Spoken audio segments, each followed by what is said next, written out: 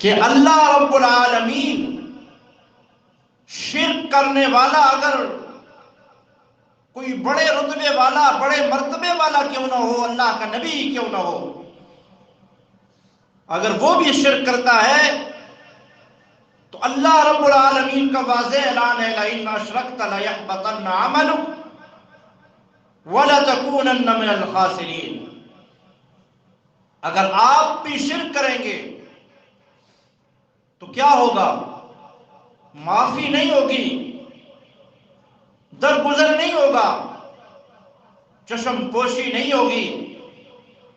لَيَحْبَطَنَّ عَمَلُكَ، کیا ہوگا؟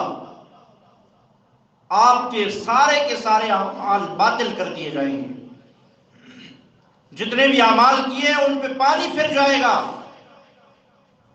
وَلَتَكُونَنَّ مِنَ الْخَاسِرِينَ، اور آپ خسارے والوں میں سے ہو جائیں گے۔ شرک اتنا بڑا جرم اور اتنا بڑا گناہ ہے کہ اللہ سب گناہوں کو معاف کرنے کے لیے تیار ہیں، لیکن وہ خالق کائنات، مالک ارض و سما، وہ شرک جیسے کبھی برے گناہ کو واضح طور پہ کہہ چکے ہیں کہ اس کی معافی کا اعلان نہیں ہو سکتا۔ مختلف مقامات پہ، مختلف لمحات و ایام میں لوگوں کی مغفرت اور بخشش کے پروانے جاری کیے جاتے ہیں۔ اس میں بڑے بڑے گناہوں کی، بڑے بڑے گناہگاروں کی بخشش کی جاتی ہے۔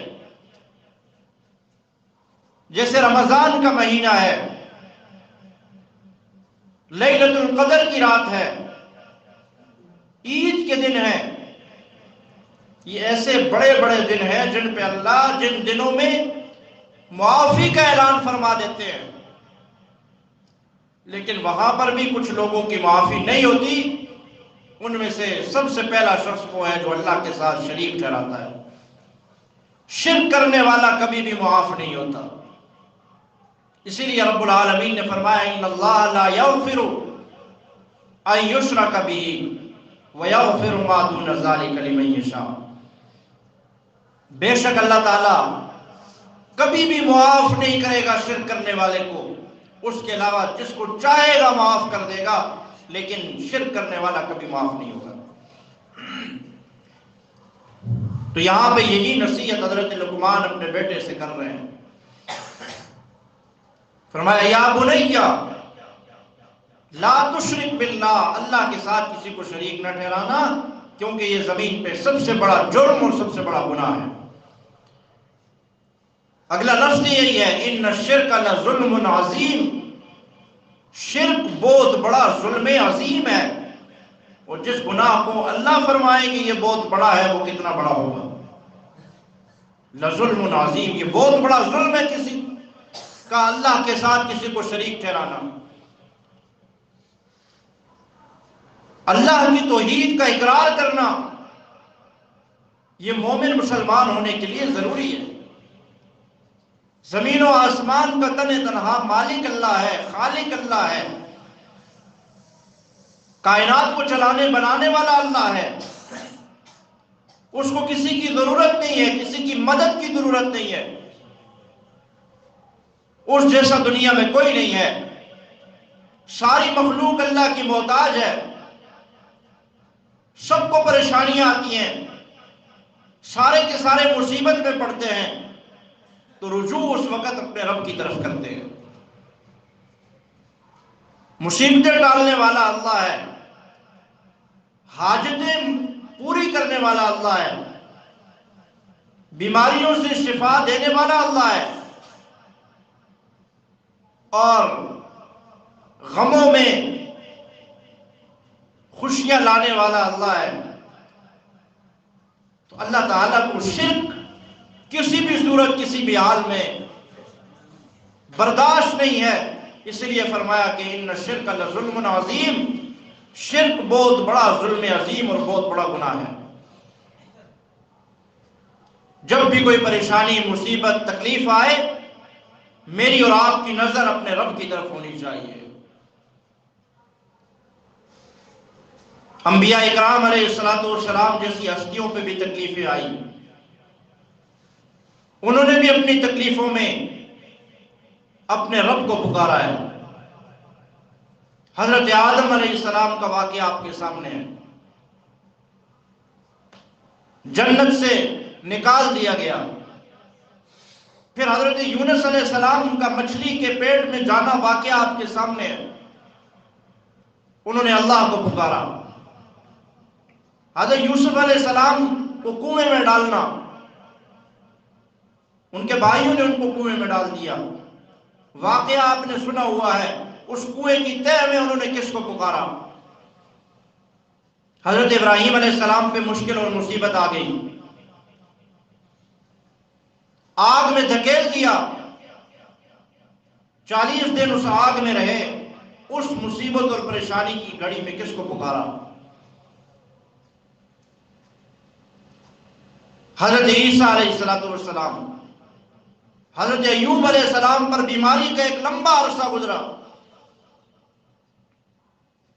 اس بیماری کی حالت میں حضرت ایوب علیہ السلام نے کس قدر صبر سے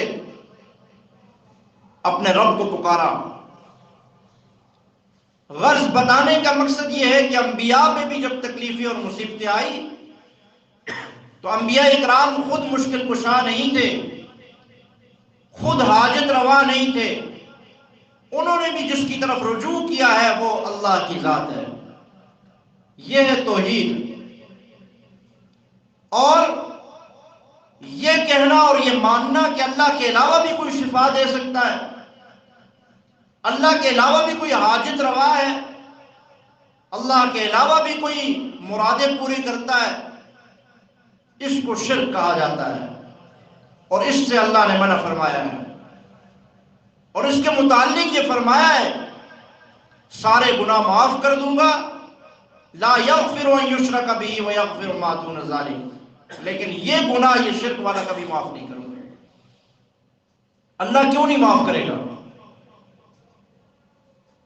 قرآن کریم میں اس کا جواب ہے کہ تمہیں کھانا میں دیتا ہوں، وما من دابۃ فی الارض الا علی اللہ رزقها، تمہارے رزق کا ذمہ دار میں ہوں، تمہارے لیے زمینوں کو میں نے بچھایا ہے۔ الم نجعل الارض مہادا والجبال اوتادا وخلقناکم ازواجا، تمہارے لیے زمینوں کو بچھایا، تمہارے لیے آسمانوں کو بغیر ستونوں کے کھڑا کیا، تمہارے لیے یہ پہاڑوں کو بنایا، زمین و آسمان کا نظام چلایا، پھر تمہیں زندگی دی، پھر تمہیں انسان بنایا، اور یہ سارا کرنے کے بعد تم میرے در کے بجائے کسی اور کے در پہ جاؤ تو یہ مجھے پسند نہیں ہے کہ سب کچھ دینے کرنے والا میں ہوں تو پھر اوروں کے در پہ جانے کی تمہیں کیا ضرورت ہے؟ سننے والا بھی جب میں ہوں، دینے والا بھی میں ہوں۔ وَإِذَا سَأَلَكَ عِبَادِي عَنِّي فَإِنِّي قَرِيبٌ اُجِيبُ دَعْوَةَ الدَّاعِ إِذَا دَعَانِ، اللہ فرماتے ہیں مجھے پکار کے تو دیکھو، میں تمہاری پکار کو سننے والا ہوں۔ لیکن آج ہم کیا کہتے ہیں کہ جناب ہم جو جا کے بزرگوں کے سامنے صرف عرض پیش کرتے ہیں، وہ آگے اللہ کو بتاتے اور سناتے ہیں۔ نعوذ باللہ، کیا اللہ ہماری آواز کو، ہماری بات کو خود نہیں سنتا؟ وہ تو ایسی ذات ہے، انہ علیم بذات الصدور، سننا تو بات کی بات ہے، بندہ زبان سے بات نکالتا ہی نہیں ہے، دل میں صرف سوچتا ہے، وہم اور گمان ہوتا ہے صرف اس کو، ابھی اس نے دماغ میں بات لائی ہوتی ہے، دل میں اس کے بات آتی ہے، تو اللہ اس کے دلوں کی باتوں کو بھی جانتا ہے کہ اس کے دل کے اندر کیا ہے۔ اور جب اللہ کو پکارا جائے تو اس پکار کو میرا اور آپ کا رب سنتا ہے۔ وَإِذَا سَأَلَكَ عِبَادِي عَنِّي فَإِنِّي قَرِيبٌ، اپنے نبی سے مخاطب ہو کر اللہ رب العالمین نے فرمایا جب یہ لوگ سوال کرتے ہیں کہ ہمارا رب کہاں ہے، عبادی عنی فإنی قریب، تو اے میرے محبوب ان کو بتا کہ تمہارا رب تمہارے بہت ہی زیادہ قریب ہے۔ پھر لوگوں نے سوال کیا کہ کتنا قریب ہے اللہ ہمارے؟ اللہ نے قرآن کریم میں اس کا جواب دیا، نحن اقرب الیہ من حبل الورید، کہ اللہ تمہاری شارک سے بھی زیادہ قریب ہے۔ اپنے گھر سے چھوڑ کے بندہ دوسروں کے دروازے پہ مانگنے جائے تو اپنے گھر والا ناراض نہیں ہوگا؟ ایک گھر میں انسان رہتا ہے، ایک باپ ان کا موجود ہے، اب ایک بیٹا کہتا ہے چلو کیا اپنے باپ سے مانگوں گا، جا کے پڑوس والے سے مانگ لیتا ہوں، جا کے کسی اور سے مانگ لیتا ہوں۔ گھر میں ہر چیز کی فراوانی ہے، ہر چیز موجود ہے گھر میں، اگر باپ سے مانگے تو باپ دے گا بھی، لیکن یہ باپ سے نہیں مانگتا، اٹھ کے دوسرے گھر میں چلا جاتا ہے کہ میرے پاس فلاں چیز نہیں ہے مجھے دے دو۔ اب جب شام کو رات کو باپ کو پتہ چلے گا کہ مجھ سے نہیں مانگا اور جا کے کسی اور کے دروازے سے مانگ کے لایا ہے، تو باپ غصہ ہوگا یا خوش ہوگا؟ غصہ ہوگا کہ تو مجھ سے مانگ، تو میرا بیٹا ہے، میں تجھے نہ دوں تو کہنا نا، جب ہر چیز میرے پاس موجود ہے میں تجھے دینے کے لیے تیار ہوں،